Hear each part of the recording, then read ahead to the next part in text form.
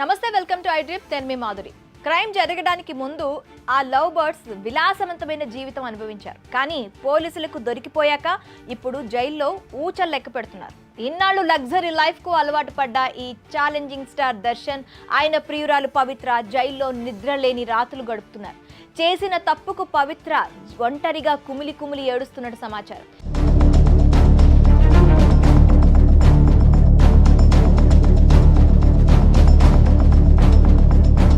రేణుకాస్వామి హత్య కేసులో అరెస్ట్ అయిన హీరో దర్శన్ కు పరప్పన అగ్రహార జైల్లో ప్రత్యేక బ్యారక్ కేటాయించారు. దర్శన్ తో పాటు మరో నటుడు ప్రదోష్ కు అటాచ్డ్ బాత్రూమ్ తో ప్రత్యేక బ్యారక్ ఇచ్చారు. రిమాండ్ ఖైదీ అయిన దర్శన్ కు 6106 నెంబర్ కేటాయించారు. జైల్లో దర్శన్ తో పాటు పవిత్ర గౌడ్ ఇబ్బందులు పడుతున్నట్లు తెలుస్తోంది. రిలేషన్షిప్ మోజులో ప్రియుడితో కలిసి తప్పు చేసింది. ఇప్పుడు ఒంటరిగా ఉంటూ కుమిలి కుమిలి ఏడుస్తోంది.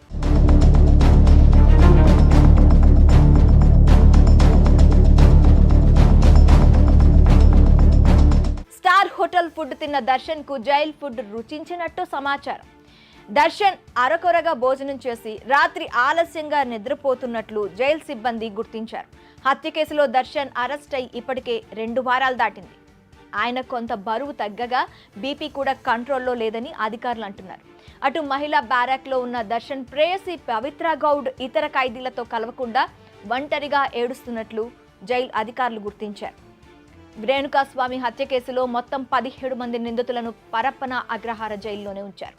వీరందరికీ కోర్టు 13 రోజుల రిమాండ్ విధించింది.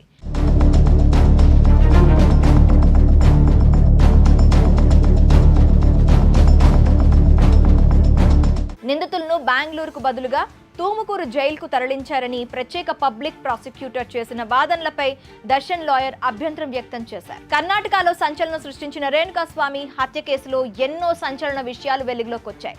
భార్య పిల్లలను పట్టించుకోకుండా లవర్తో వివాహేతర సంబంధం పెట్టుకొని ఇదేమని ప్రశ్నించిన అభిమానిని టార్గెట్ చేసి మర్డర్ చేశాడు దర్శన్.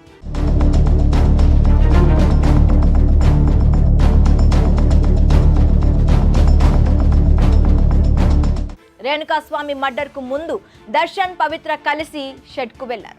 రేణుకాస్వామిని పిలిపించి అతి దారుణంగా కొట్టి చంపారని పోలీసుల విచారణలో తేలింది. రేణుకాస్వామి చనిపోయాడని నిర్ధారించుకున్న తర్వాత డెడ్ బాడీని మురికి కాలువలో పడేశారు.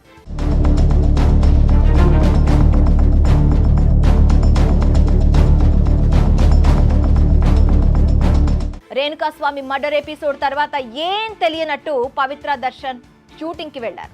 కార్తీక్, కేశవ్, నిఖిల్, రాఘవేంద్రలకు డబ్బులిచ్చి లొంగిపోవాలని చెప్పడంతో వాళ్ళు సరెండర్ అయ్యారు. కానీ వీళ్లలో ఎవరికి క్రైమ్ బ్యాక్ గ్రౌండ్ లేకపోవడంతో పోలీసులకు ఎక్కడో అనుమానం వచ్చింది. ఎంక్వైరీ డోస్ పెంచి తమదైన స్టైల్లో ఇన్వెస్టిగేషన్ చేయడంతో ఎప్పటికీ బయటికి రావనుకున్న నిజాలు వెలుగులోకి వచ్చేశాయి.